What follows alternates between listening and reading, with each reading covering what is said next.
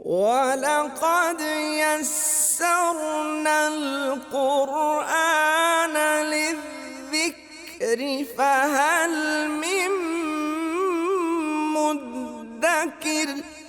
وَإِذْ قَالَتْ طَائِفَةٌ مِّنْهُمْ، اور جب ان میں سے ایک گروہ نے تو یہ تک کہہ دیا کہ یا اہل یثرب لا مقام لکم فرجعوا، اے یثرب والو تمہاری کوئی جگہ نہیں ہے، فرجعوا تم واپس لوٹ جاؤ۔ اب یہ جو وَيَسْتَأْذِنُ فَرِيقٌ مِّنْهُمْ، اور آپ میں سے ان میں سے ایک فریق تو آپ سے اجازت مانگتا تھا، النبی نبی پاک صلی اللہ علیہ وسلم سے ایک اجازت مانگتا تھا، یقولون یہ کہتے ہوئے ان بیوتنا عورہ کہ ہمارے گھر جو ہیں وہ غیر محفوظ ہیں، وما ہی بعورہ حالانکہ وہ غیر محفوظ نہیں تھے، ان یریدون الا فرارا وہ تو صرف فرار چاہ رہے تھے، بھاگنا چاہ رہے تھے، اس کے علاوہ تو کچھ نہیں تھا۔ یہ کس گروہ نے کہا؟ ظاہر ہے یہ منافقین میں سے تھا، اور انہوں نے کہا کیا؟ انہوں نے لوگوں سے جو نبی پاک صلی اللہ علیہ وسلم کے صحابہ وہاں پہ موجود تھے ان کو کہنا شروع کر دیا، یا اہل یثرب، اے یثرب والو، کیونکہ مدینے کا پرانا نام تو یثرب ہی تھا، یثرب والو لا مقام لکم تمہارے لیے کوئی جگہ نہیں ہے، فتح ہو نہیں رہی، باہر کافروں کا محاصرہ ہے، بستی تمہاری خالی پڑی ہوئی ہے، اور کئی دن کا فاقہ تمہیں آ رہا ہے، اوپر سے سردی ہے، شدید حالات ہیں، لا مقام لکم تمہارے لیے کوئی جگہ نہیں ہے، نہ تم آگے کے رہے ہو نہ تم پیچھے کے رہے، فرجعوا لہذا اپنے گھروں کو لوٹ جاؤ۔ ایک معنی تو اس کا یہ ہے۔ دوسرا معنی یہ ہے کہ تم لوگوں نے اسلام قبول کیا، مدینے والو، یثرب والو، تم نے اسلام قبول کیا، تمہیں کچھ نہیں ملا، فرجعوا لہذا اب تم واپس اپنے پرانے دین میں چلے جاؤ۔ دونوں معنی اپنی اپنی جگہ پہ درست ہیں اور بیک وقت درست ہیں، کہ اصل میں منافقوں نے اس وقت کوشش یہ کی کہ مسلمانوں کے اندر پھوٹ پڑ جائے، اور مسلمان جو ہیں وہ یہ جگہ چھوڑ کر واپس بستی میں چلے جائیں، اپنے گھروں کا جا کے دفاع کریں، یا یہ ویسے اسلام کو چھوڑ کر واپس اپنے دوسرے دین میں چلے جائیں۔ لہذا انہوں نے اعلان کیا کہ لا مقام لکم، تم نے اسلام قبول کیا ہے، کوئی حیثیت نہیں ہے تمہاری اسلام کے اندر، فرجعوا لہذا واپس لوٹ جاؤ اپنے اپنے دین کی طرف، یا تمہاری کوئی جگہ نہیں ہے یہاں، جب لڑنے کے لیے نکلے ہو تو اب کوئی جگہ نہیں ہے، واپس جاؤ اپنے گھروں کی طرف۔ وَيَسْتَأْذِنُ فَرِيقٌ مِّنْهُمْ، اور ایک فریق ان میں سے اجازت مانگ رہا تھا النبی یا نبی پاک صلی اللہ علیہ وسلم سے، کیا کس طرح اجازت مانگ رہا تھا؟ کس بہانے سے؟ کہتے تھے ہمارے گھر غیر محفوظ ہیں، یعنی ظاہر ہے پیچھے سے یہودیوں نے بدعہدی کا اعلان کیا ہے اور ہر طرف سے ہم گھر گئے ہیں، گھیر لیے گئے ہیں، تو اس کا مطلب ہے ہمارے گھر تو غیر محفوظ ہیں۔ اللہ فرماتا ہے وما ہی بعورہ، تمہارے گھر غیر محفوظ نہیں ہے، ان یریدون الا فرارا، یہ تو بہانہ بنا کر بھاگنا چاہتے ہیں، اس کے علاوہ ان کا اور کوئی مقصد اور نہیں ہے، بھاگنا چاہتے ہیں بس۔ اللہ اکبر۔ وَلَوْ دُخِلَتْ عَلَيْهِمْ مِنْ أَقْطَارِهَا ثُمَّ سُئِلُوا الْفِتْنَةَ لَآتَوْهَا وَمَا تَلَبَّثُوا بِهَا إِلَّا يَسِيرًا۔ اللہ تعالیٰ فرماتا ہے کہ ان کی جو حیثیت کیا ہے، یہ تو ویسے ہی بھاگنے کے لیے ہر وقت تیار بیٹھے ہیں۔ وَلَوْ دُخِلَتْ عَلَيْهِمْ مِنْ أَقْطَارِهَا، اگر کافر داخل ہوتے ان کے اوپر، ان منافقین کے اوپر، من اقطارها مدینے کی جوانب سے، مدینے کی مختلف اطراف سے اگر کافر داخل ہوتے، ثم سئلوا الفتنہ، اور پھر ان سے یہ مطالبہ کیا جاتا کہ تم فتنے کی طرف واپس آ جاؤ، فتنے کا سوال کیا جاتا، لفظی معنی یہ ہے، پھر فتنے کا سوال کیا جاتا۔ فتنہ کیا ہے؟ فتنے سے مراد شرک، یعنی ان کو یہ کہا جاتا کہ تم شرک کی طرف واپس آ جاؤ، لَآتَوْهَا، انہوں نے تو فوراً شرک قبول کر لینا تھا، یعنی کافر آتے اپنی صرف طاقت کا اظہار کرتے اور اظہار کر کے ان سے شرک کی طرف واپس آنا منواتے ان سے مطالبہ کرتے کہ تم واپس آتے، انہوں نے فوراً مان لینا تھا، لا اتوہا، انہوں نے فتنے کی طرف واپس چلے جانا تھا، ولا وما تلبثوا بها الا یسیرا، اور انہوں نے ذرا بھی اس کے اوپر توقف نہیں کرنا تھا مگر تھوڑا، وما تلبثوا بها، اور نہیں انہوں نے توقف کرنا تھا اس کے اوپر الا یسیرا، مگر تھوڑا، یعنی ذرا بھی یہ نہیں کریں گے توقف اور فوراً جو ہے یہ ان کی بات مان لیں گے اگر ان کی تو صورتحال یہ ہے۔ اب دیکھیں کیسی کیفیت تھی غزوہ احزاب کے اندر کہ ان 900,000 لوگوں میں یا بعض روایات کے مطابق 3,000 لوگوں میں جن میں منافقین کا بھی ایک پورا گروہ تھا، اور منافقین بھی ہر وقت مسلمانوں کو ان کی جو ہے وہ یعنی مسلمانوں کو کمزور کرنے کے لیے اور مسلمانوں کا حوصلہ گھٹانے کے لیے، حوصلہ بڑھانے کے لیے نہیں، حوصلہ پست کرنے کے لیے ہر وقت لگے رہتے تھے، اور ادھر سے کافر وہ ان کا محاصرہ ہے اور مسلمان جو ہیں وہ ہر وقت ان کے مقابلے میں کھڑے ہیں۔ تو یہ پورا مہینہ جو تھا، اور بلکہ اس سے زیادہ 1 مہینے کا محاصرہ، اور اس سے پہلے جو خندق کھودنے کا بھی وقت، اور یہ سارا ملا کے تو مسلمانوں کے اوپر یہ بہت ہی مشکل وقت تھا۔ اس لیے، اور یہ ظاہر ہے سب سے بڑی تعداد تھی، جو میں نے عرض کیا کہ اس سے بڑی تعداد پھر اس کے بعد کبھی نہ تو صرف یہ کہ مسلمانوں کے اوپر حملہ آور نہیں ہوئی، بلکہ اس سے بڑی تعداد کبھی مسلمانوں کے مقابلے میں آئی ہی نہیں۔ اور پھر نبی پاک صلی اللہ علیہ وسلم نے اس موقع پر اپنی پالیسی کی تبدیلی کا اعلان بھی کیا تھا۔ جیسے میں نے پہلے عرض کیا کہ غزوہ بدر بھی دفاعی تھا، کیونکہ مسلمان جو ہیں ان کے اوپر جنگ مسلط کی گئی تھی، اور باوجود اس بات کے کہ مسلمانوں نے مدینہ سے نکل کر ایک لمبا فاصلہ طے کر کے جا کے جنگ لڑی تھی، لیکن جو معروضی حالات تھے اس وقت مسلمانوں کو جنگ میں جھونکا گیا تھا۔ اسی طرح جو غزوہ احد ہے اس کے اوپر بھی وہ لوگ آئے تھے اور آ کے انہوں نے حملہ کیا تھا، اور غزوہ احد بھی مسلمانوں کے اوپر مسلط کیا گیا۔ اسی طرح جو غزوہ احزاب ہے اس میں بھی وہ لوگ سارے مل کے، پورا عرب گویا مل کے آ گیا تھا مدینے کی اس چھوٹی سی بستی کو طاقت و تاراج کرنے کے لیے۔ تو اس موقع پر پھر نبی پاک صلی اللہ علیہ وسلم نے ایک بات ارشاد فرمائی، جب آندھی آئی اور ان کے سارے خیمے وغیرہ اکھڑ گئے اور وہ پھر بھاگے وہاں سے اور وہ محاصرہ ختم ہو گیا، تو گویا ان کو شکست ہوئی۔ تو اس موقع پر نبی پاک صلی اللہ علیہ وسلم نے ایک بات ارشاد فرمائی تھی۔ آپ نے فرمایا الآن نغزوہم ولا یغزوننا، اب ہم ان سے لڑیں گے، اب یہ نہیں ہم سے لڑیں گے۔ گویا بدر میں لڑے آ کے، احد میں لڑے آ کے، احزاب میں لڑے آ کے، الآن نغزوہم، اب ہم لڑیں گے ان سے۔ نبی پاک صلی اللہ علیہ وسلم نے پالیسی کی تبدیلی کا اعلان فرما دیا، اب ہم لڑیں گے ان سے، ولا یغزوننا، اب یہ نہیں لڑیں گے ہم سے، وَنَحْنُ نَسِيرُ إِلَيْهِمْ، اب ہم ان کی طرف پیش قدمی کریں گے، اب ہم جائیں گے ان کی طرف۔ اور پھر اس کے بعد ہم نے دیکھا کہ اس کے بعد کے جتنے غزوات ہیں نبی پاک صلی اللہ علیہ وسلم پیش قدمی فرمائی۔ آپ اس کے بعد خیبر بھی گئے، آپ اس کے بعد مکہ فتح کرنے بھی گئے، آپ اس کے بعد تبوک بھی گئے، آپ نے موتا کے اندر بھی جو جنگ ہوئی مسلمانوں کا لشکر بھیجا، تو اس کے بعد آپ نبی پاک صلی اللہ علیہ وسلم حنین بھی گئے۔ تو جہاں جہاں کے گئے ہیں نبی پاک صلی اللہ علیہ وسلم خود پیش قدمی فرمائی ہے۔ تو گویا جو یہ بحث ہے کہ نبی پاک صلی اللہ علیہ وسلم کے غزوات جو ہیں وہ اقدامی ہیں یا دفاعی نوعیت کے ہیں، تو نہ سارے اقدامی ہیں نہ سارے دفاعی۔ نبی پاک صلی اللہ علیہ وسلم کا یہ فرمان جو ہے بخاری شریف کے اندر الآن نغزوہم ولا یغزوننا ونحن نسیر الیہم، یہ فرمان یہ بتاتا ہے کہ جو غزوہ احزاب تک کے جو مہمات ہیں، جو لڑائیاں ہیں، یہ تو ساری کی ساری دفاعی ہیں، مسلمان نہیں لڑ رہے تھے، وہ لڑ رہے تھے۔ اب نبی پاک صلی اللہ علیہ وسلم نے فرمایا ہم لڑیں گے ان سے، تو اس کا مطلب ہے اس کے بعد کے جتنے غزوات ہیں وہ اقدامی ہیں۔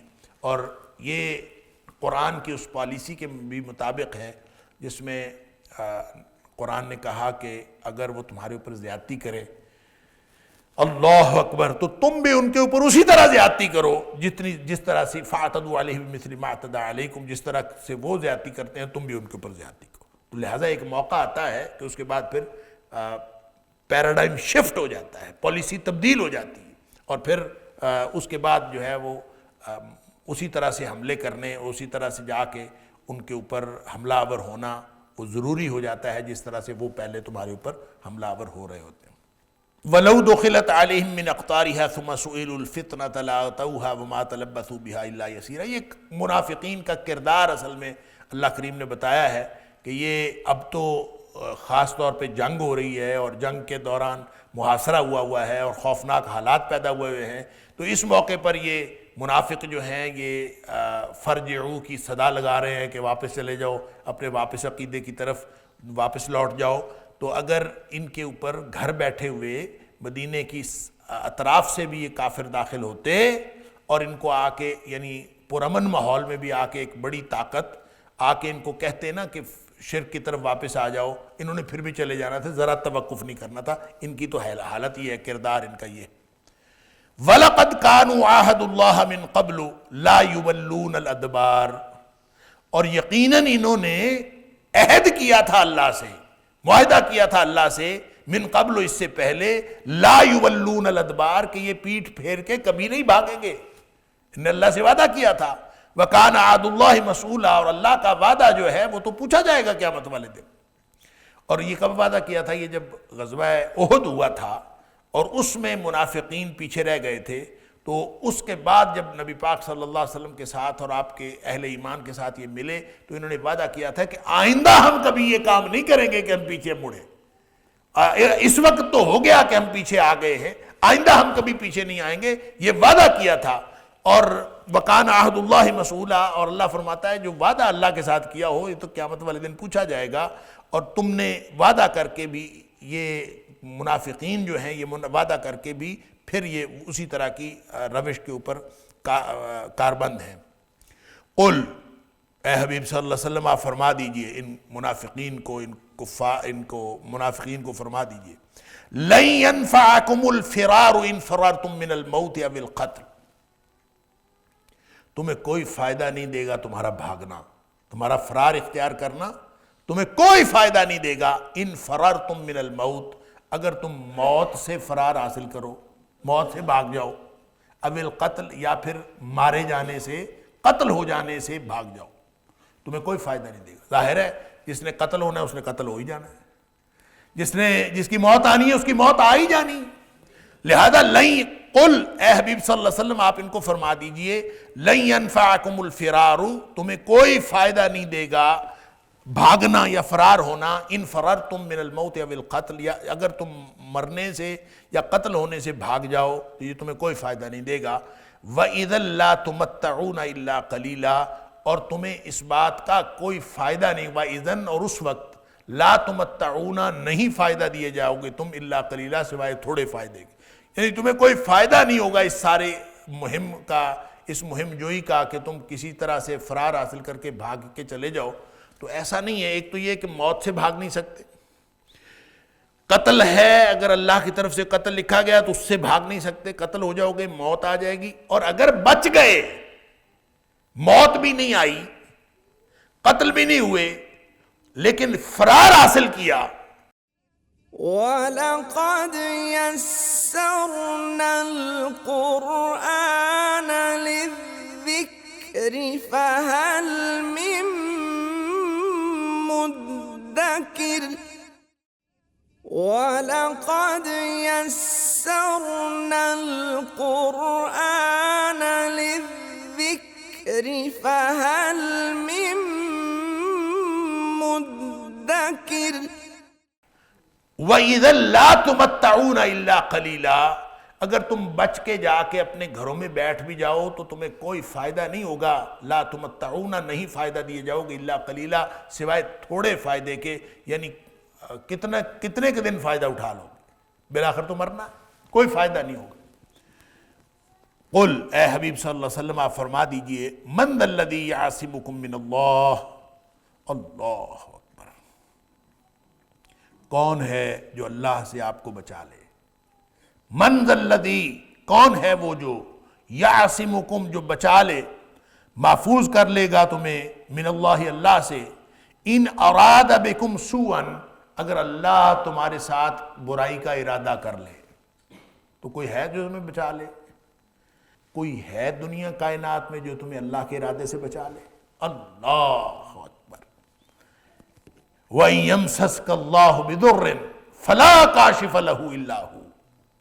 اللہ تعالیٰ سورہ یونس میں فرماتا ہے جب اللہ تمہارے ساتھ کوئی تکلیف دینے کا ارادہ کر لے تو اس تکلیف کو اللہ کے علاوہ کوئی دور نہیں کر سکتا۔ اللہ ہی دور کرتا ہے تو ہوتی ہے، وگرنہ کوئی دور نہیں ہو سکتی۔ سبحان اللہ۔ یعنی جو کام کیا اللہ نے ہے تو تم سمجھو کہ کوئی دنیا والے بچا دیں گے؟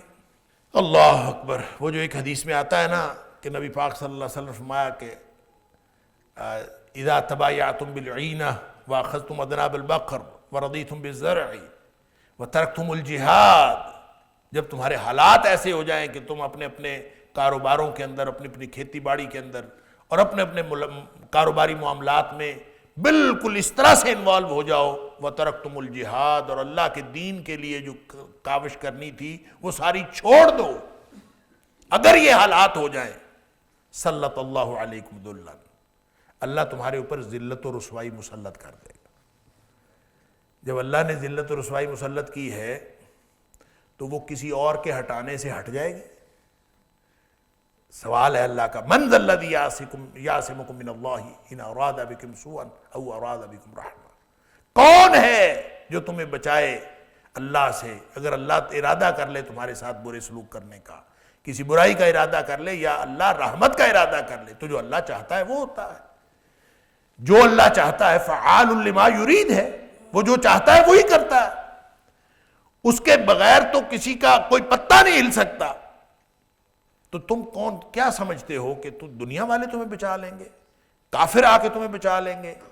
کوئی کافروں کے ممالک، کوئی ان کے کوئی کنسورشیم، ان کے گروپس، وہ تمہیں بچا لیں گے؟ کوئی نہیں تمہیں بچا۔ سلط اللہ علیکم ذلًا، جیسے اس حدیث میں فرمایا تمہارے اوپر اللہ تعالیٰ ذلت و رسوائی مسلط کر دے گا، لا ینزعہ، پھر اللہ وہ ذلت و رسوائی واپس بھی نہیں کرے گا، حتیٰ ترجعوا الی دینکم، جب تک تم اپنے دین کی طرف واپس نہیں آؤ۔ تو جو چیز اللہ نے مسلط کی ہے دنیا والے اسے کیسے ہٹا سکتے؟ حضرت ابن عباس رضی اللہ تعالیٰ عنہ کو نبی کریم صلی اللہ علیہ وسلم نے عقیدہ سکھایا تھا۔ سبحان اللہ۔ جب ان کو نبی پاک صلی اللہ علیہ وسلم کے پیچھے سواری کرنے کا موقع ملا تھا تو انہوں نے نبی پاک صلی اللہ علیہ وسلم کو جو 10 باتیں بتائی تھیں ان میں سے 2 باتیں یہی تھیں کہ اے بیٹے، اگر ساری دنیا تیرا نقصان کرنا چاہے، سارے اکٹھے ہو جائیں، لو اجتمعوا، اگر سارے اکٹھے ہو جائیں اور اس بات پر اکٹھے ہو جائیں کہ ان یضروک، کہ تجھے نقصان پہنچائیں گے، تو تجھے نقصان نہیں دے سکتے جب تک اللہ نہ چاہے۔ اور اگر ساری دنیا اکٹھی ہو جائے، سب لوگ اکٹھے ہو جائیں کہ تیرا فائدہ کرنا ہے، اور تیرا فائدہ نہیں کر سکتے جب تک اللہ نہ چاہے۔ سبحان اللہ۔ یہ عقیدہ آ جائے تو اس سے پختہ ایمان اور کیا ہوتا ہے؟ اور یہ بچے کو سکھایا جا رہا ہے۔ ہمیں بھی چاہیے اپنے بچوں کے ایمان شروع سے مضبوط کر دیں، اللہ کے علاوہ کوئی نہیں کر سکتا۔ لہذا منافقوں کی ان حرکتوں کی وجہ سے اللہ تعالیٰ فرماتا ہے قل، اے حبیب صلی اللہ علیہ وسلم ان کو فرما دیجئے کہ اگر اللہ تمہارے ساتھ کوئی برائی کا ارادہ کرے یا رحمت کا ارادہ کرے، کوئی ہے تمہیں اللہ سے بچانے والا؟ من ذا الذی یعصمکم من اللہ، کون ہے جو تمہیں اللہ سے بچائے گا؟ من اللہ، اللہ سے بچائے گا، ان اراد بکم سوءا، اگر وہ تمہارے ساتھ ارادہ کرے برائی کا، او اراد بکم رحمہ، یا پھر مہربانی کرنے کا ارادہ کرے۔ اللہ اکبر۔ ولا یجدون لهم من دون اللہ ولیا ولا نصیرا، اور وہ اپنے لیے اللہ کے علاوہ نہ کوئی دوست پائیں گے اور نہ ہی کوئی مددگار پائیں گے۔ ولی دوست یا کارساز، کوئی کارساز یا دوست نہیں پائیں گے اور نہ ہی کوئی مددگار پائیں گے۔ اللہ اکبر۔ تو یہ عقیدہ بھی درست کر دیا گیا، ان کو مستقبل بھی بتا دیا گیا۔ جیسے میں نے عرض کیا کہ سورہ یونس میں اللہ تعالیٰ فرماتا ہے کہ وَإِن يَمْسَسْكَ اللَّهُ بِضُرٍّ فَلَا كَاشِفَ لَهُ إِلَّا هُوَ، اگر تمہارے اوپر اللہ تعالیٰ کوئی مسلط کر دے، کوئی بیماری، کوئی تکلیف، تو اس کے علاوہ کوئی اس کو دور نہیں کر سکتا۔ وَإِن يُرِدْكَ بِخَيْرٍ فَلَا رَادَّ بِفَضْلِهِ، تو اللہ کے علاوہ پھر کوئی اور اس کو ہٹا بھی نہیں سکتا۔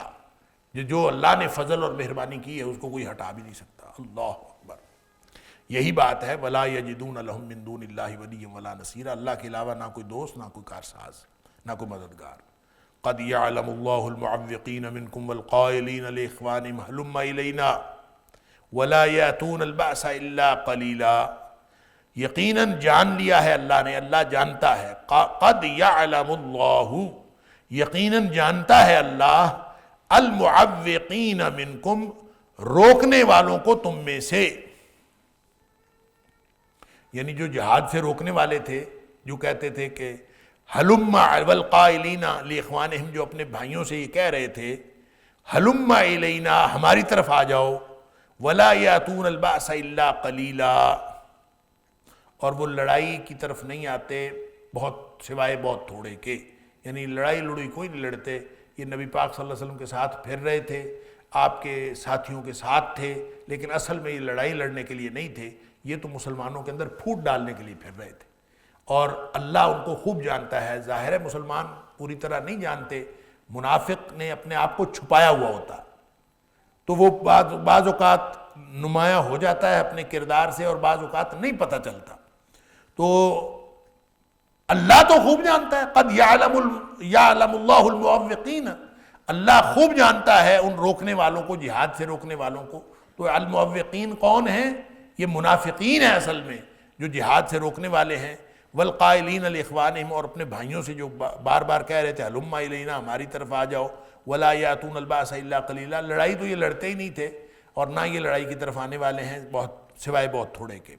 اشحۃ علیکم، بہت بخیل ہیں تمہارے اوپر، یعنی تمہارے بارے میں بڑے بخیل ہیں، مسلمانوں کے بارے میں۔ فَإِذَا جَاءَ الْخَوْفُ، جب ان کے اوپر کوئی خوف آ جائے، رَأَيْتَهُمْ يَنْظُرُونَ إِلَيْكَ تَدُورُ أَعْيُنُهُمْ كَالَّذِي يُغْشَىٰ عَلَيْهِ مِنَ الْمَوْتِ۔ اللہ، خوف کی کیفیت میں تو یہ مرنے والے ہو جاتے۔ رَأَيْتَهُمْ، آپ ان کو دیکھیں گے، يَنْظُرُونَ إِلَيْكَ، کہ وہ تمہاری طرف یوں دیکھیں گے، تدور اعینہم، یوں ان کی آنکھیں گھومیں گی، کالذی یغشی علیہ من الموت، جیسے اس شخص کی آنکھیں گھومتی ہیں جس کے اوپر موت چھا گئی ہوتی ہے۔ یہ خوف کی حالت میں ان کے تو سارے اوسان خطا ہو جاتے ہیں۔ فَإِذَا ذَهَبَ الْخَوْفُ، جب خوف چلا جائے، سَلَقُوكُمْ بِأَلْسِنَةٍ حِدَادٍ اشحۃ علی الخیر، پھر بڑی تیز زبانیں بڑھا کے کریں گے باتیں، بڑی بڑی لمبی لمبی باتیں کریں گے، اشحۃ علی الخیر، پھر یہ پوری جو ہے وہ حریص ہوں گے، لالچی ہوں گے، اور لالچ کریں گے مال کے اوپر کہ مال غنیمت میں ہمیں بھی حصہ دیا جائے، اور خوف چلا گیا ہے لہذا ہم جب خوف آئے تو وہ اس طرف کی باتیں کرتے ہیں مرنے مرانے کی، اور جب خوف چلا جاتا ہے تو پھر بڑی بڑی باتیں کہ ہم تو تمہارے ساتھ تھے، ہم تو رہتے ہی تمہارے ساتھ ہیں، ہم تو آپ کے ساتھ مدد کرنے والے ہیں، لہذا مال میں ہمارا بھی حصہ ہونا چاہیے۔ تو اشحۃ علی الخیر، اب یہ حریص ہو جاتے ہیں مال کے۔ اللہ اکبر، اشحہ شح سے ہے، شح کا مطلب ہوتا ہے بخیلی دل کی، دل کی بخیلی کا معنی یہ ہوتا ہے کہ انسان اپنے لیے کسی چیز کو روکنا چاہے، میرے لیے ہو کسی دوسرے کے لیے نہ ہو، اس جذبے کو شح کہتے ہیں۔ اور دل میں جو شح ہوتی ہے یہ عمل میں آتی ہے تو بخل بن جاتی ہے۔ تو جیسے قرآن نے کہا وَأُحْضِرَتِ الْأَنفُسُ الشُّحَّ، ہر نفس کے اندر اللہ نے شح رکھی ہے، دل تو کرتا ہے نا مجھے ملے، لیکن اس کا عملی طور پر اپنے مجھے ملے اور میں اس کو روک لوں، میرے لیے مال ہو، میں اپنے لیے مال کو روک کے رکھوں اور دوسروں کو نہ دوں، یہ جو جذبہ ہے اس کا نام شح ہے۔ وَمَن یُوقَ شُحَّ نَفْسِهِ فَأُولَٰئِکَ هُمُ الْمُفْلِحُونَ، جو اپنے دل کی بخیلی سے بچ گیا وہی کامیاب ہوگا۔ دل میں ہے تو صحیح، دل تو چاہتا ہے کہ میرے لیے مال ہو اور میں کسی کو نہ دوں. اس دل کی بخیلی کو روک لینا یہی کامیابی ہے. وَمَن یوق شح نفسی، جو دل کی بخیلی سے بچ گیا، شح نفس سے بچ گیا، وہ کامیاب ہے. اور جب آدمی دل میں ہوتا ہے تو شح ہوتی ہے، اور جب وہ عمل میں آ جائے تو بخل ہوتا ہے. بخل کا مطلب ہے تو روک لینا. لہذا بخیل آدمی وہ ہوتا ہے جو اپنی صلاحیت کو روک لے، اپنے فائدے کو دوسروں تک نہ پہنچنے دے، اس کو روک لے، مال کو روک لے، دوسروں تک نہ پہنچنے دے. لہذا عمل میں آئے تو بخل ہوتا ہے، دل میں ہو تو شح ہوتی ہے. تو فرمایا کہ اشحتن، یہ سلقوکم بالسنۃ حداد، اشحتن علی الخیر، اس حال میں کہ وہ حریص ہوتے ہیں مال پر، یعنی مال غنیمت پر. اولئک لم یؤمنوا، یہ وہ ہیں جو دراصل مومن ہیں ہی نہیں، ان کے دل میں کبھی ایمان نہیں آیا. تمہارے ساتھ پھرتے ہیں لیکن ایمان ان کے دلوں میں کوئی نہیں ہے. فاحبط اللہ اعمالہم، تو ظاہری طور پر جتنے بھی اعمال انہوں نے کیے اللہ نے وہ سارے ضائع کر دی.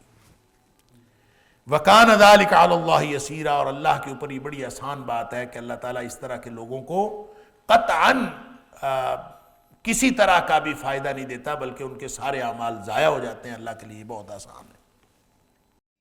وَلَقَدْ يَسَّرْنَا الْقُرْآنَ لِلذِّكْرِ فَهَلْ مِن مُدَّكِرٍ وَلَقَدْ يَسَّرْنَا الْقُرْآنَ لِلذِّكْرِ فَهَلْ مِن مُدَّكِرٍ یحسبون الاحزاب لم یذهبوا، ڈرپوک اتنے ہیں کہ جب وہ چلے گئے نا، لشکر چلے گئے، تو یہ پھر بھی بیٹھے تھے کہ نہیں وہ ابھی نہیں گئے. یحسبون الاحزاب لم یذهبوا، گمان کرتے ہیں کہ لشکر ابھی نہیں گئے، اور انہوں نے اپنا رویہ بھی نہیں بدلا. رویہ تو اس وقت بدلیں گے جب خوف چلا جائے گا. خوف جب ہوتا ہے، حالت خوف میں ان کا رویہ اور ہوتا ہے، اور جب خوف ختم ہو جاتا ہے تو پھر ان کا رویہ اور ہوتا ہے. پھر بڑی بڑبڑ کرتے ہیں اور بڑھ بڑھ کے باتیں کرتے ہیں. اور جب ان کو خوف طاری ہوتا ہے تو اس وقت تو یہ مرے ہوئے ہوتے ہیں، اور اس وقت ان کا خیال یہ ہوتا ہے کہ ہم ان کے ساتھ مل جائیں، اور ان کی آنکھیں یوں گھوم رہی ہوتی ہیں کہ یہ جیسے ان کے اوپر موت چھا گئی ہو. لیکن جو ہی ان کو پتہ چلتا ہے کہ وہ چلے گئے تو پھر ان کے حالات بدل جاتے ہیں. اب وہ تو چلے گئے تھے. یحسبون الاحزاب لم یذهبوا، اب یہ ان کا گمان یہ ہے کہ وہ شاید ابھی نہیں گئے، لہذا یہ اسی طرح سے محتاط تھے بات کرنے میں کہ ابھی وہ نہیں گئے. اللہ تعالیٰ فرماتا ہے وَإِن يَأْتِ الْعَذَابُ، اور اگر واقعی لشکر ان کے اوپر آ جائیں، دوبارہ آ جائیں، يَوَدُّوا لَوْ أَنَّهُمْ بَادُونَ فِي الْأَعْرَابِ، ان کا دل پتہ کیا کرتا ہے؟ ان کا دل یہ کرتا ہے کہ یہ کہیں جنگل میں دور دراز بیٹھے ہوئے ہوں، بادون فی الاعراب، دیہاتیوں میں جا کے یہ رہتے ہوں، وہاں پہ رہائش اختیار کیے ہوئے ہوں. یسالون عن انبائکم، وہاں سے بیٹھ کے پوچھیں تمہارے حالات کیا ہیں، تمہاری خبریں وہاں سے بیٹھ کے پوچھیں کہ کیا حالات بن رہے ہیں، اور تمہارے ساتھ نہ ہو. ان کا یہ دل نہیں چاہتا کہ تمہارے ساتھ ہوں. تو اگر دوبارہ یہ لشکر آئیں، یا یہ لشکر جب بھی آتے ہیں تو ان کا دل یہ کرتا ہے کہ کہیں اور ہوں، اور وہاں سے دور دراز دیہات میں بیٹھے پرسکون حالت میں بیٹھے ہوئے ہوں، بس سے تمہاری خبریں لے رہے ہوں. یسالون عن انبائکم، تمہاری خبروں کے بارے میں پوچھ رہے ہوں. وَلَوْ كَانُوا فِيكُمْ مَا قَاتَلُوا إِلَّا قَلِيلًا، اللہ تعالیٰ فرماتا ہے اگرچہ یہ آپ کے اندر بھی ہیں نا، پھر بھی یہ لڑیں گے نہیں. مَا قَاتَلُوا إِلَّا قَلِيلًا، یہ لڑائی بہت کم نہیں کریں گے، لڑائی الا قلیلہ، مگر بہت کم. یعنی یہ مسلمانوں کے ساتھ بھی ہوتے ہیں نا تو صرف مسلمانوں کی قوت میں نقب لگانے کے لیے ہوتے ہیں، اصل میں لڑنے کے لیے اور قوت بڑھانے کے لیے نہیں ہوتے. یہ ان کا طریقہ ہے. لقد كان لكم في رسول الله اسوة حسنة لمن كان يرجو الله واليوم الآخر وذكر الله كثيرا، یقیناً تمہارے لیے رسول اللہ صلی اللہ علیہ وسلم کی حیات طیبہ میں اسوۃ حسنہ بہترین نمونہ ہے۔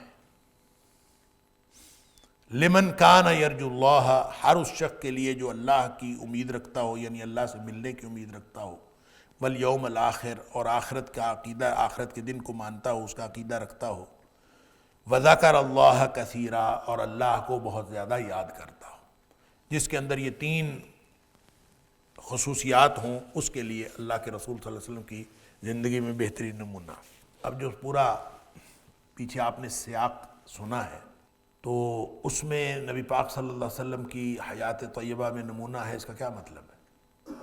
اس کا مطلب یہ ہے کہ یہ جو کچھ منافق کر رہے ہیں نا، یہ درست طرز عمل نہیں ہے۔ کیسے کرنا ہے؟ ویسے کرنا چاہیے جیسے نبی پاک صلی اللہ علیہ وسلم نے کیا۔ اور نبی کریم صلی اللہ علیہ وسلم نے کیا کیا؟ اسوۃ حسنہ، اسوہ کہتے ہیں قدوہ کو، کہ نمونہ، آئیڈیل۔ حسنہ، اسوہ حسنہ بھی ہوتا ہے، اسوہ سیئہ بھی ہوتا ہے، برا نمونہ بھی ہوتا ہے، اچھا نمونہ بھی ہوتا ہے۔ تو بہترین نمونہ نبی پاک صلی اللہ علیہ وسلم کی حیات طیبہ میں ہے، آپ کے طرز عمل میں ہے۔ اور آپ نے کیا کیا ہے؟ آپ پہلے دن سے آپ نے کوئی حکم جاری کر کے بیٹھ نہیں گئے کہ ٹھیک ہے جناب جاؤ جا کے خندق کھود لو، ٹھیک ہے جناب اب جناب آپ لڑائی لڑو، آپ جو ہیں ان کے مقابلے میں بیٹھے رہو۔ نبی پاک صلی اللہ علیہ وسلم آرڈر جاری نہیں کرتے تھے، بلکہ پہلے دن سے خندق کھودنے سے لے کر آخری دن تک، نبی پاک صلی اللہ علیہ وسلم دعائیں کرنے تک اور ان کے وہاں سے چلے جانے تک، اور نبی پاک صلی اللہ علیہ وسلم اپنے صحابہ کو ساتھ لے کے واپس آنے تک، نبی پاک صلی اللہ علیہ وسلم تو ساتھ رہے۔ آپ نے ہر عمل میں حصہ لیا ہے۔ ایسا نہیں ہوا کہ نبی پاک صلی اللہ علیہ وسلم نے صرف حکم دیا ہو، یا آپ نے کسی موقع پر اپنے آپ کو محفوظ رکھا ہو اور دوسروں کو آگے لڑایا ہو۔ ایسا موقع تو نبی پاک صلی اللہ علیہ وسلم نے ایک دفعہ بھی نہیں کیا۔ آپ خود سب کے ساتھ گئے۔ وہ تھکے ہوئے تھے صحابہ کرام، تو نبی پاک صلی اللہ علیہ وسلم بھی تھکے ہوئے تھے۔ وہ اگر کدالیں مار رہے تھے تو نبی پاک صلی اللہ علیہ وسلم بھی کدالیں مار رہے تھے۔ کون سا موقع تھا جب نبی پاک صلی اللہ علیہ وسلم پیچھے ہٹے؟ لہذا وہ سارے کا سارا پوری جنگ جو لڑی ہے نبی پاک صلی اللہ علیہ وسلم نے، تو یہ ہے نمونہ۔ وہ نمونہ نہیں ہے یہ جو پیچھے آپ نے سنا، بلکہ نمونہ نبی اکرم صلی اللہ علیہ وسلم کی حیات طیبہ ہے۔ آپ کی زندگی کے ساتھ، آپ کے طرز عمل کے ساتھ جو جو کچھ آپ نے کیا ہے وہ کرنا جنگ کے دوران، یہ ہے نمونہ، بہترین نمونہ۔ اور ہر اس شخص کے لیے جو آخرت کی اللہ کے ساتھ ملنے کی امید رکھتا ہو اور آخرت کے دن کی توقع رکھتا ہو اور اللہ کا ذکر زیادہ کرتا ہو، یعنی جس نے مرنا ہے اس کے لیے تو نبی پاک صلی اللہ علیہ وسلم کی زندگی میں نمونہ ہے۔ جس نے اللہ کے ساتھ ملاقات کرنی ہے، جس کو آخرت کے دن کا یقین ہے، اس کا نمونہ تو، اس کا آئیڈیل تو نبی پاک صلی اللہ علیہ وسلم۔ کسی دوسرے کا آئیڈیل کوئی اور ہو سکتا ہے، آپ پوچھتے ہیں فلاں کا آئیڈیل کون ہے، فلاں کا آئیڈیل کون ہے، تو ہو سکتا ہے، لیکن جس شخص نے اللہ سے ملاقات کرنی ہے اور اللہ کو جا کے جواب دینا، اللہ سے ملاقات کا مطلب پتہ کیا ہے؟ اللہ سے ملاقات کا مطلب یہ ہے کہ اللہ کے سامنے جواب دہی ہے۔ وَأَمَّا مَنْ خَافَ مَقَامَ رَبِّهِ، جو ڈر گیا اس بات سے کہ وہ اپنے رب کے سامنے کھڑا ہوگا، اللہ، جو اپنے رب کے سامنے کھڑا ہونے سے ڈر گیا، یعنی میں کیا جواب دوں گا اللہ کو قیامت والے دن؟ جب میں اللہ کے سامنے کھڑا ہوں گا تو میں کیا جواب دوں؟ جو اس بات سے خوفزدہ ہو گیا کہ میں کیا جواب دوں گا۔ اور جس نے بھی، جو بھی خوفزدہ ہوتا ہے نا، پھر اس کے اندر ایک تبدیلی پیدا ہوتی۔ جس کے دل میں بھی جواب دہی کا خوف آتا ہے، اس کے دل میں تبدیلی پیدا ہوتی ہے۔ کیا؟ وَنَهَى النَّفْسَ عَنِ الْهَوَىٰ، وہ فوراً اپنے نفس کو خواہشات سے روکتا ہے۔ اللہ اکبر۔ تو یہاں اللہ تعالیٰ نے فرمایا کہ جس شخص کا اللہ سے ملنے پر یقین ہے اور آخرت کے دن پر یقین ہے اور وہ اللہ کو زیادہ زیادہ یاد کرتا ہے، تو اس کا آئیڈیل تو پھر نبی پاک صلی اللہ علیہ وسلم ہے۔ اب یہ اس سیاق و سباق کے اندر تو اس کا تعلق تو جنگ لڑنے کے ساتھ، کہ غزوہ احزاب کے حوالے سے درست طرز عمل اور اسوہ حسنہ نبی پاک صلی اللہ علیہ وسلم کی حیات طیبہ ہے، آپ کا طرز عمل۔ لیکن یہ اپنے مفہوم کے اندر یہ آیت عام ہے، اور ظاہر ہے کہ جو بھی اس طرح کی آیات ہوتی ہیں، کہتے ہیں کہ شریعت کا سمجھنے بوجھنے کا ایک قاعدہ ہے کہ العبرۃ بعموم اللفظ ولا بخصوص السبب، کہ جو اعتبار ہوتا ہے وہ الفاظ کی عمومیت کا ہوتا ہے اور وہ سبب کی خصوصیت کا نہیں ہوتا۔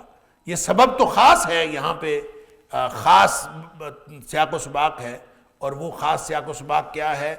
وہ غزوہ احزاب ہے۔ لیکن نبی پاک صلی اللہ علیہ وسلم کی حیات طیبہ میں بہترین نمونہ ہے، یہ پوری زندگی کے لیے ہے۔ نبی پاک صلی اللہ علیہ وسلم کی حیات طیبہ پوری زندگی کے لیے نمونہ ہے، اور ہر اس شخص کے لیے ہے۔ ظاہر ہے جس شخص نے مرنا نہیں اور جس کا خیال یہ ہے کہ میں نے نہیں مرنا، یا جس کا خیال یہ ہے کہ مرنا، اصل میں موت کا تو کسی کو انکار نہیں ہے، دہر یہ بھی انکار نہیں کرتے۔ اصل جو انکار ہے وہ موت کے بعد کی زندگی کا ہے، موت کے بعد کی زندگی کا انکار۔ اور جس شخص کو یہ یقین ہو کہ میری ملاقات اللہ سے ہونی ہے، موت کے بعد میں نے ختم نہیں ہونا بلکہ میری ملاقات اللہ سے ہونی ہے، اور آخرت کے دن پر بھی اس کا یقین پورا ہو، تو پھر اس کا کوئی آئیڈیل دنیا کائنات میں کوئی ہو ہی نہیں سکتا سوائے نبی اکرم صلی اللہ علیہ وسلم۔ پوری زندگی کا مدار نبی پاک صلی اللہ علیہ وسلم کی حیات طیبہ، اور وذکر اللہ کثیرا، اور جس نے اللہ کو بھی زیادہ زیادہ یاد کرنا ہو اس کے لیے بھی آئیڈیل نبی پاک صلی اللہ علیہ وسلم کی حیات طیبہ ہے۔ کیوں کہ جس شخص نے اللہ کو یاد کرنا ہے اس کا طریقہ کیا ہوگا؟ جو نبی پاک صلی اللہ علیہ وسلم کا طریقہ۔ اپنی طرف سے اللہ کو یاد کرنے کا طریقہ نہیں بنایا جا سکتا۔ اپنی طرف سے اقم الصلاۃ لذکری، قرآن کہتا ہے کہ نماز قائم کرو میرے ذکر کے لیے، میری یاد کے لیے نماز قائم کرو، تو اللہ کی یاد کے لیے سب سے بڑا کام تو نماز پڑھنا ہے۔ تو نماز بھی کیسے پڑھنی ہے؟ لَقَدْ كَانَ لَكُمْ فِي رَسُولِ اللَّهِ أُسْوَةٌ حَسَنَةٌ، جیسے نبی پاک صلی اللہ علیہ وسلم نے پڑھی، آپ صلی اللہ علیہ وسلم نے فرمایا صلوا كما رأيتموني أصلي، اس طرح سے نماز پڑھو جیسے مجھے نماز پڑھتا دیکھ دو۔ پوری زندگی کے مسائل ہیں، موت کے مسائل ہیں، بچپن کے مسائل ہیں، لڑکپن کے مسائل ہیں، بڑھاپے کے مسائل ہیں، کس کو دیکھنا ہے؟ نبی اکرم صلی اللہ علیہ وسلم کی حیات ہے۔ لہذا مسئلہ حل ہو گیا کہ کوئی چیز، دنیا کائنات کا کوئی مسئلہ ایسا نہیں ہے جس میں نبی پاک صلی اللہ علیہ وسلم کی طرف نہ دیکھا جائے، اور نبی پاک صلی اللہ علیہ وسلم نے ہر چیز بتا بھی دی ہے۔ آپ نے کوئی چیز چھپائی نہیں ہے، آپ نے کوئی چیز روکی نہیں ہے، ہر چیز بتا دی۔ نبی پاک صلی اللہ علیہ وسلم فرمایا ما ترکت شیئا، میں نے کوئی چیز ایسی نہیں چھوڑی، یقربکم الی اللہ ویبعدکم من النار، جو تمہیں اللہ کے قریب کر سکتی تھی اور جہنم سے دور کر سکتی تھی، الا امرتکم بہ، مگر میں نے اس کا تمہیں حکم دے دیا۔ وما ترکت شیئا، اور میں نے ایک بھی چیز ایسی نہیں چھوڑی، یبعدکم من اللہ ویقربکم الی النار، جو تمہیں اللہ سے دور کر سکتی تھی اور جہنم کے قریب کر سکتی تھی، الا نہیتکم عنہ، مگر میں نے اس سے تمہیں منع کر دیا۔ لہٰذا اب مدار زندگی نبی پاک صلی اللہ علیہ وسلم کی حیات طیبہ ہے۔ اگر تو کسی نے موت کے بعد کی زندگی کا ایمان کسی کے اندر ہے، یقین کیا ہوا ہے، تو پھر اس کے لیے آئیڈیل تو صرف نبی پاک صلی اللہ علیہ وسلم کی۔ اور جس نے مرنے کے بعد کی زندگی پر یقین ہی نہیں ہے اور آخرت کی جواب دہی کا کوئی شک شبے میں مبتلا ہے، وہ پھر جو مرضی کرے، اس کے لیے کھلا میدان ہے۔ اور جس شخص کے لیے یہ موت، اللہ کے سامنے پیش ہونا، آخرت کا دن، آخرت کی جواب دہی، اللہ کی یاد، یہ چیزیں جس کے لیے فوکسڈ ہیں اور جس کے لیے یہ چیزیں بنیادی اور اہم ہیں، ان کے لیے پھر سوائے نبی پاک صلی اللہ علیہ وسلم کی حیات طیبہ کے اور کوئی طریقہ نہیں ہے۔ وہ اقبال نے کہا تھا شکوہ سنجے سخت یہ آئی مشو، از حدود مصطفیٰ بیرو مرو، کہ آئین کی سختی کا شکوہ نہ کر اور نبی کریم صلی اللہ علیہ وسلم کی لگائی ہوئی حدود سے باہر نکلنے کی کوشش نہ کر۔ اللہ تعالیٰ مجھے اور آپ کو قرآن سمجھنے اور عمل کرنے کی توفیق عطا فرمائے۔ وآخر دعوانا الحمدللہ رب العالمین۔ إن هذا القرآن يهدي للتي هي أقوم ويبشر المؤمنين الذين يعملون الصالحات أن لهم أجرا كبيرا.